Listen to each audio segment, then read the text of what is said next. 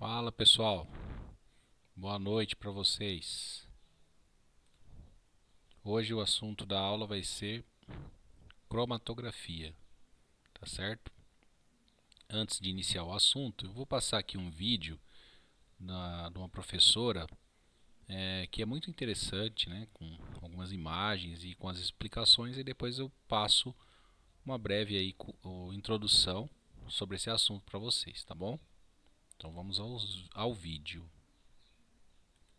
Fala galera, sou a professora Labana Rezende. Não, eu ia falar, estamos aqui. É a apresentação padrão sua, que esse já é outro vídeo.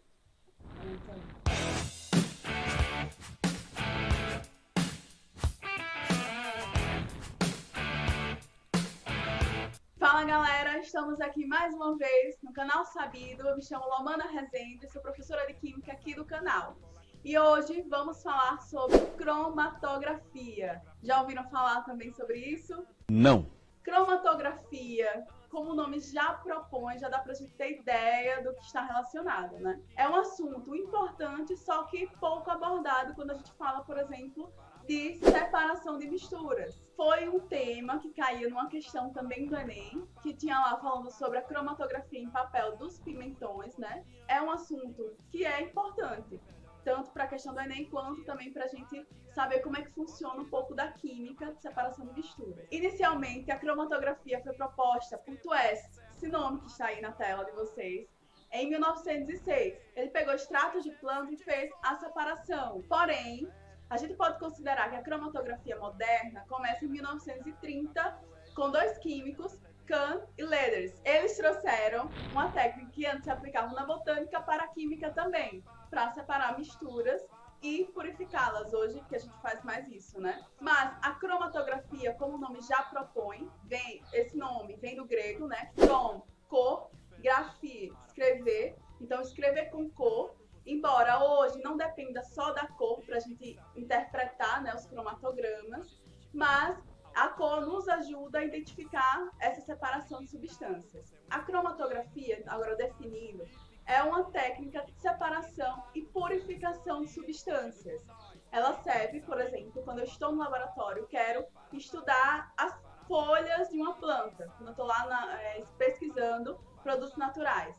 Eu preparo o extrato, eu sei que naquele extrato tem vários, inúmeros tipos de moléculas, né, presentes. Então eu uso a cromatografia primeiro, preparo o extrato e uso o extrato para separar e depois identificar essas substâncias. Toda a cromatografia se distingue a fase estacionária e a fase móvel. Vamos lá, aplicar na cromatografia em papel, que é a mais simples e a que a gente tem mais contato, né? No laboratório, na sala de aula. Vocês podem até fazer em casa também. Se a gente pega um papel de filtro e aplica, por exemplo, uma canetinha lá na base do papel. A fase estacionária é o papel de filtro. A fase móvel é o solvente que eu vou aplicar para acontecer a eluição. Eluição é o fato do solvente começar a ser absorvido, né, pelo papel, pela fase estacionária, e por capilaridade começar a subir. À medida que ele sobe, se você usar um pigmento preto dessas canetas esferográficas e colocar, por exemplo, no álcool, com solvente álcool, né, subindo pelo papel, na fase estacionária, vocês vão perceber que existe uma separação de pigmentos. O que era só preto começou a aparecer outras cores no seu cromatograma, que é o seu papel lá. Então, essas diferentes cores que apareceram significam dizer que a gente tem mais de uma substância presente na caneta. Se, por exemplo, apareceu lá um amarelinho ou um tom vermelho, isso quer dizer que eu posso ter na caneta uns três tipos de substância. Era o preto, que ficou na base, né? O vermelho e o amarelo. Com isso, a gente pode também quantificar substâncias. E esse é um outro propósito da cromatografia, quantificar substâncias nas amostras. Então, se a amostra era a caneta, a fase estacionária é o papel de filtro, o papel da cromatografia, e a fase móvel, o solvente. Então, lá na questão do Enem desse ano 2017, caiu a cromatografia em papel para os pigmentos dos pimentões. E na questão tinha essas diferentes moléculas aí, moléculas muito grandes. Na questão se perguntava qual o pigmento que demoraria mais a subir com o solvente. Então você precisa entender a natureza da sua amostra saber que no papel, o principal componente do papel é a celulose, que é uma molécula polar. Você usa um solvente que é apolar, por exemplo. Se sua substância é polar, ela vai interagir mais com a celulose do que com o solvente. Logo, não vai subir tão facilmente separando os pigmentos. Então, na questão, era só você olhar qual molécula que era mais polar. Essa seria a molécula que demoraria mais a subir, porque ela ia interagir mais com o papel, com a celulose do papel. Então, não acompanharia a subida do solvente. Lembrando que, do vídeo passado sobre forças intermoleculares, a gente pode saber, a partir das forças, a solubilidade das substâncias. Então, vocês provavelmente já ouviram falar daquela frase, semelhante dissolve semelhante. Isso se aplica na cromatografia também. Porque se eu uso um solvente que ele é polar e o caráter da minha amostra é polar, isso significa que as substâncias vão interagir melhor, logo vai subir melhor no papel. Agora, na questão, foi usado 2 tipos de solvente. Como saber agora? Ele usa o hexano e a acetona. A acetona é polar e o hexano apolar, como vocês viram lá nas forças intermoleculares que eu já expliquei. Como a polaridade foi muito diminuída do solvente, se fosse, por exemplo, só acetona, seria um tipo de interação diferente. Então, como essa polaridade foi diminuída por conta do hexano, a substância pode até subir, mas ela vai subir lentamente, é o que a questão propõe. Então, a substância capsorubina, que era a que tinha lá na questão, por ser a molécula que tem maior polaridade, se vocês observarem todas as outras, vai ser a que vai subir mais lentamente. Por quê? Ela vai interagir com a celulose e um pouquinho com a acetona, né? Já que o hexano diminui a polaridade da solução lá. Então, vai ser a molécula subir mais lentamente. Então, como vocês podem observar, a cromatografia é uma técnica pouco abordada, às vezes na sala de aula, mas muito importante para a gente interpretar muitas coisas. Inclusive, ela é aplicada não só na química, mas também na bioquímica, na farmácia, até em engenharia de alimentos se usa a cromatografia em suas pesquisas. Então, a gente consegue interpretar, aplicar conceitos como forças intermoleculares, polaridades, e olha só, caiu também no Enem. Então, gente, se gostou do vídeo, já sabe o que faz. Curtam, compartilham, se inscrevam no canal e fique sabido. Geografia humana, biologia canta, historiador, dando estoque aí. Deixa eu parar aqui. Acho que é só fechar. Beleza. Bom, foi uma boa introdução que ela deu, né? Não sobrou muito para eu falar. Mas vamos lá.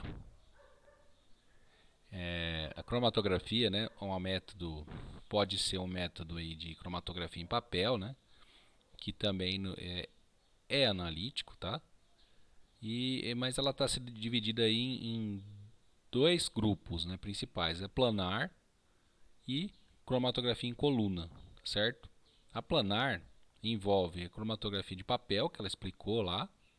Tem uma outra cromatografia centrífuga, que é um método de purificação, tá? E tem a cromatografia em camada delgada. Então isso é cromatografia planar.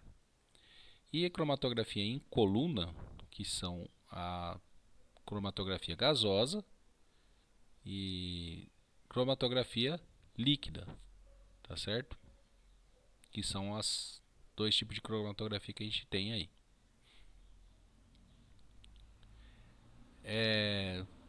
Ela falou, né, do histórico, né, que foi um botânico russo que primeira vez utilizou a cromatografia. Então a gente tem aqui um histórico, década de 30 foi desenvolvida a cromatografia em camada delgada, década de 40 cromatografia gasosa e década de 60 a cromatografia líquida de alta eficiência, né, que é conhecida como HPLC, tá? É um processo pelo qual diferentes solutos são separados de uma dinâmica diferencial do processo migratório em sistema contendo uma ou mais fases, das quais uma se desloca continuamente em uma dada direção e no qual as substâncias exibem mobilidades distintas, devido à diferença de adsorção, partição, solubilidade, pressão de vapor, tamanho molecular ou densidade de carga iônica. parâmetros da cromatografia: o tempo de retenção, distância, volume, tempo de retenção, resolução, pratos teóricos e altura equivalente do prato teórico. Então são os parâmetros de análise, né? A definição que ela falou, né, é um método físico-químico de separação de misturas, como ela mesmo disse. Existem duas fases, uma estacionária e uma móvel.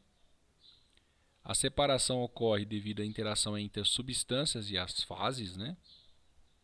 Ela pode ser uma análise qualitativa e ou quantitativa, tá certo? Então tem esses dois tipos de análise aí de cromatografia. Princípio básico: técnica de separação e análise de misturas por interação dos seus componentes entre uma fase estacionária e uma fase móvel. No caso aqui é uma representação de uma cromatografia em papel, né? Onde você tem todos os componentes misturados, né? Tem aqui dois tipos de componentes e aí é aplicado uma fase móvel, que é o eluente, né? O solvente. Aí o solvente vai empurrar esses materiais, posto que esse material aqui, quadradinho aqui, em azul, ele vai ficar para trás, porque ele tem uma velocidade de migração menor do que as bolinhas vermelhas, tá? Justamente pela interação das bolinhas com o substrato do papel lá, no caso, se for celulose, né, com a celulose, devido à adsorção dessas moléculas. Nós vamos estudar depois esses fenômenos aí de separação, né, de adsorção. Tá? Isso hoje é uma introdução básica. Aí tem uma parte em inglês aqui que eu separei. É bom para vocês praticarem o inglês de vocês, né? Depois eu vou pedir para vocês traduzirem e aí vai valer nota. Não tô brincando, deixa eu traduzir aqui para vocês. Cromatografia usada por cientista para analisar, isso também está muito fácil, né, gente? Examinar uma mistura, seus componentes e suas relações de um componente com o outro, né? Analisar, identificar, determinar a identidade da mistura ou componentes baseados nos seus componentes conhecidos, tá? Purificar, separar componentes para isolar, né? Com o objetivo de isolar um componente de interesse para estudos posteriores. Quantificar, determinar a quantidade da mistura e ou seus componentes presentes numa amostra, tá? Então esses são os usos aí da cromatografia. Bom, pessoal, por hoje era só uma introdução, tá? Aí nas próximas aulas a gente vai seguindo aí com mais novidades sobre cromatografia, ok? Vou ficando por aqui então. Até. Tchau.